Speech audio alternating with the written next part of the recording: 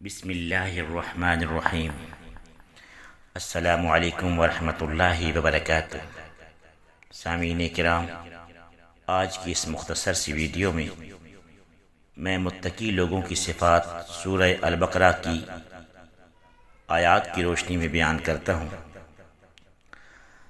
اللہ تعالیٰ کی بارگاہ میں معزز اور مکرم ہونے کا جو معیار ہے وہ تقوی ہے، اور قرآن کریم بھی متقی لوگوں کو ہدایت عطا فرماتا ہے۔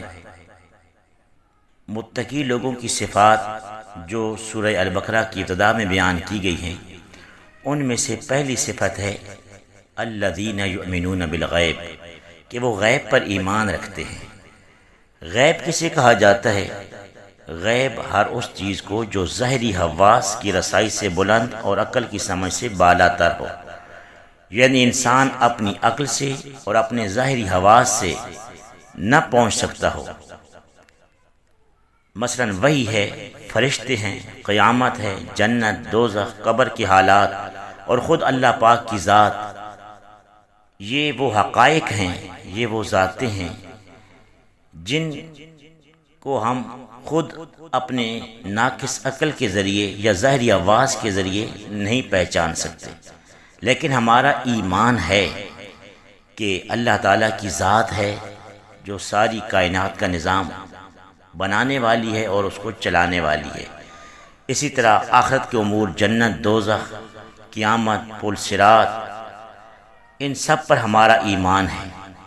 تو یہ باتیں ہمیں کس نے بتائی ہیں، ان حقائق سے آگاہ کس نے کیا ہے؟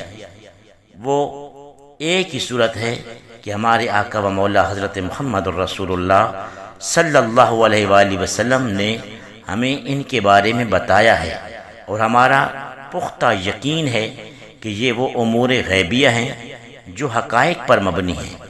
تو متقی لوگوں کی صفات میں سے پہلی صفت کیا ہے؟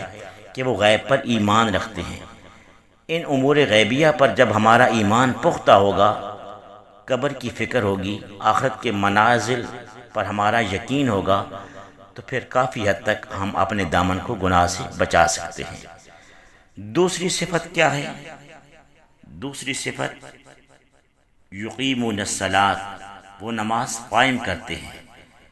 اللہ کریم نے جہاں بھی نماز کی ادائیگی کا حکم دیا ہے، نماز پڑھنے کا نہیں، نماز قائم کرنے کا حکم دیا ہے۔